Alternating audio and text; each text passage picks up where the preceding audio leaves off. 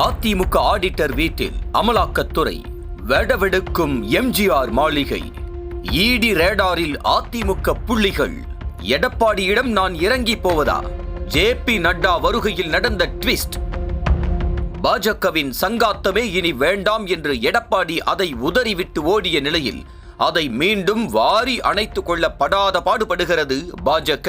குறிப்பாக அக்கட்சியைச் சேர்ந்த வானதி சீனிவாசன், பொன்னார், ராஜா போன்றவர்கள் நாம் சவாரி செய்ய அதிமுக வேண்டும் என்பதில் உறுதியாக இருக்கிறார்களாம். அதேபோல அதிமுகவை சார்ந்த மூத்த நிர்வாகிகளான மாஜி மந்திரிகள் வேலுமணி, தங்கமணி மற்றும் கே.பி. முனுசாமி ஆகியோரும் பாஜக கூட்டணியை விரும்புகிறார்களாம். காரணம், தேமுதிக, பாமக, தமாக போன்ற கட்சிகள் பாஜகவின் பக்கம் சென்றுவிட்டால் அதிமுக அணி பலவீனமாகிவிடும், அது திமுகவிற்கு மேலும் சாதகமாக மாறிவிடும் என்றும் கருதுகிறார்களாம். திமுக கூட்டணியோ 40 வெற்றி என்ற எண்ணத்துடன் ஓடிக்கொண்டிருக்கிறது. அதை ஆதங்கத்தோடு பார்க்கும் பாஜக சீனியர்கள் அதிமுகவை நழுவ விட்டுவிடாதீர்கள் என்று அமித்ஷாவிடம் சொல்லவே அவர் சிலர் மூலம் எடப்பாடியிடம் பேச முற்படுகிறாராம். ஆனால் எடப்பாடியோ நழுவி ஓடியபடியே பாஜகவுடன் கண்ணாமூச்சி ஆடி வருகிறார். பாஜகவின் தேசிய தலைவர் நட்டாவின் தமிழக வருகை அக்கட்சியினருக்கு திருப்தியை தரவில்லை என்கிறார்கள். 11ஆம் தேதி காலையே ஜே.பி. நட்டா சென்னை வருவார் என்றும் அவர் பாஜகவின் பூத் கமிட்டி கூட்டத்தில் கலந்து கொள்வார் என்றும் எதிர்பார்க்கப்பட்டது. அதேபோல அவர் முறுக்கி கொண்டிருக்கும் எடப்பாடியை சந்திப்பார் என்றும் அவரை சமாதானப்படுத்தி கூட்டணி பேச்சுவார்த்தையை நடத்துவார் என்கிற எதிர்பார்ப்பும் தமிழக பாஜகவினரிடம் இருந்தது.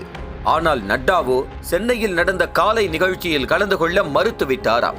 அதேபோல இறங்கி வராத எடப்பாடியுடன் நான் போய் என் கௌரவத்தை விட்டு பேச முடியாது என்று கூறி கூட்டணி முயற்சியிலும் அவர் இறங்க மறுத்துவிட்டாராம்.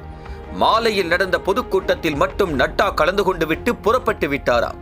அவர் ஓபிஎஸ்ஸையும் கூட சந்திக்க மறுத்துவிட்டாராம். இதெல்லாம் தமிழக பாஜக தரப்பிற்கு பலத்த அப்செட்டை ஏற்படுத்தி இருக்கிறதாம். ஜே.பி. நட்டாவின் விசிட்டில பெரிதாக எதிர்பார்க்கப்பட்ட தங்கசாலை மீட்டிங் சொதப்பிவிட்டது என்று கூறப்படுகிறது.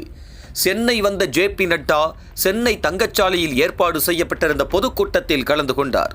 ஏற்கனவே அமைந்த கரையில் நடத்துவதாக திட்டமிடப்பட்டிருந்த மீட்டிங்கை திடீரென தங்கச்சாலைக்கு மாற்றி இருந்தாங்க. அந்த மீட்டிங்கில் 50,000 பேர் வரை திரளுவார்கள் என பாஜக தலைவர் சொல்லி இருந்தார். அதுவும் சென்னை பெருங்கோட்டத்தில் மட்டுமே பாஜகவுக்கு 8,000 நிர்வாகிகள் இருப்பதாக சொல்லப்படும் நிலையில் அந்த மீட்டிங்குக்கு 2,500 பேர் மட்டுமே வந்திருந்ததால் பாஜக தலைவருக்கே அதிர்ச்சியாம். கட்சி நிர்வாகிகளிடம் பணத்தை கொடுத்து கூட்ட செலவுகளை கவனிக்க சொன்னால் நிறைய தவறுகள் நடக்குதுன்னு புகார்கள் வருவதால் இம்முறை இந்த கூட்டத்தோட செலவுகளை நேரடியாக தானே கவனித்துக் கொண்டாராம் அமைப்பு செயலாளர் கேசவ விநாயகம். அப்படியும் சொதப்பியிருக்கு. இந்த கூட்டத்தில் அதிமுக முன்னாள் அவைத்தலைவர் மதுசூதனனோட மச்சான் ஜெயப்பிரகாஷ் என்பவர் பாஜகவில் இணைஞ்சிருக்கார். இவர் முன்னாள் ஒன்றிய அமைச்சரின் மனைவியும் மூத்த வழக்கறிஞருமான ஒருவருக்கு ஈசிஆர் பகுதியில் இடம் வாங்கி கொடுத்ததில் பிரச்சனை ஆகியிருக்கு. அதுல ஒன்றிய அரசோட நெருக்கடிக்கு பயந்து பாஜகவில் அடைக்கலமாகிவிட்டதாக சொல்லப்படுது. இவர் பாஜகவில் சேர்ந்துள்ளது திமுக அமைச்சர் ஒருவருக்கு ரொம்ப வருத்தமாம். அதிமுகவை குறிவைத்து அமலாக்கத்துறை ஏவிவிடப்பட்டிருப்பதாக தகவல்கள் வெளியாகியுள்ளது. பாஜகவோடு கூட்டணிக்கு ஒத்துக்கொள்ளாத அதிமுக மீது டெல்லியின் கோபம் பாய தொடங்கியிருக்கிறது என்றுதான் சொல்கிறார்கள். அதிமுகவின் சென்னை மத்திய மாவட்ட செயலாளராக இருந்தவர் பாலகங்கா. இவர் முன்னாள் எம்பியும் கூட. இப்போது இவரை குறிவைத்து இவரது ஆடிட்டர் வீட்டில்தான் முதற்கட்டமாக அமலாக்கத்துறை பாய்ந்திருக்கிறதா.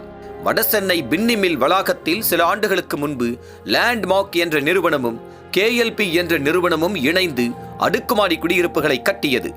இதை கட்டுவதற்காக அப்போது அதிகாரிகள் தொடங்கி அன்றைய ஆளும் கட்சியான அதிமுக பிரமுகர்கள் வரை 48 பேருக்கு 50 கோடி ரூபாய்க்கு மேல் லஞ்சமாக கொடுக்கப்பட்டிருக்கிறதா.